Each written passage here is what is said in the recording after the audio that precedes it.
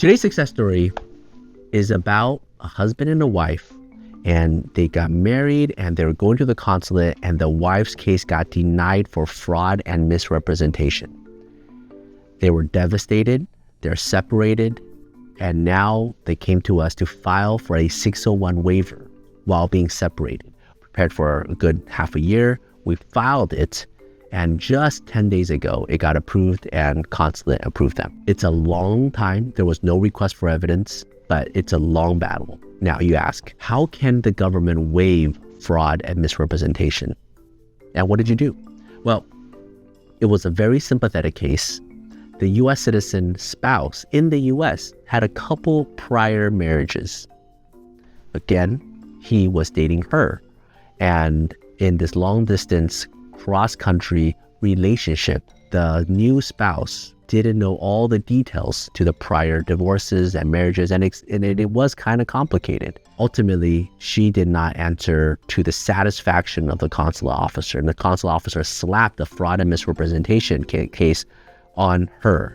And now the only way for her to come to the US is by filing a 601 waiver, essentially proving that without her here, he would suffer extremely, his hardship would be excessive, extreme, and that, therefore, the US government should forgive her misrepresentation, give her a green card so she can be reunited with this husband who is a US citizen. It's a very difficult argument to make. They don't live together. They're already very old at retirement age. He's lived without her for so many years. He had so many previous relationships. There's no crazy amount of arguments. He was a blue-collar worker. There's not a lot of finances involved. So how can you prove that these two older seniors deserve each other, need each other, and without this individual, in this political climate, a Chinese national who committed fraud and misrepresentation on a marriage case can get a waiver?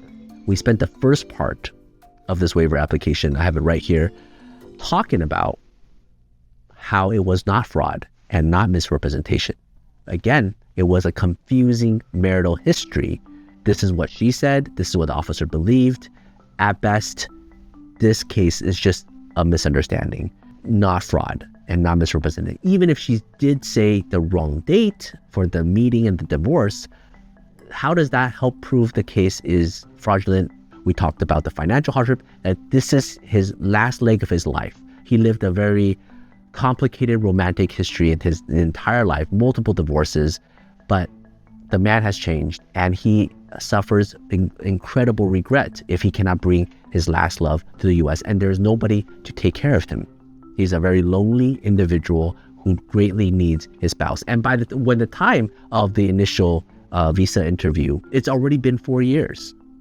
And so this marriage is bona fide, it is real, they continue to see each other, and it's just extremely difficult for him without her. We proved that there was extreme medical hardship on the US citizen spouse. We proved extreme marital hardship. We proved extreme financial and career hardship, especially talking about if he had to move back to China. He's been here for his entire life. If he had to move there for his, the rest of his life, that would be extremely hard. And the valuable assets, the US and the good moral character of this female individual, the wife, and what their contributions are, right? We spent about 6 months really understanding their marital history, their financial history, their extreme hardship, why the husband cannot move to China, why she cannot be here, the consequences on his life for the rest of his life. But after 3 years of adjudication, it just got approved, and now they're finally able to reunite. I want to encourage anybody who has a very sympathetic situation, or when you're doing your case, do it well, because it's not about whether it's true or not for you. You know it's true, but it's about what the officer has seen right before your case. The officer adjudicates all these fraudulent cases, and if they have prepared their case better than yours, then of course you might have to suffer. So do your case well. Go above and beyond in your interview practice, in your application preparation, and really prove beyond a reasonable doubt that your case is completely above board. Know that if it's still denied, there are still these different options that can help correct it, right? The immigration system self-corrects, and that's a beautiful thing about immigration law, because there's so many avenues to still get approved. It might be a little bit longer, but it still can be done.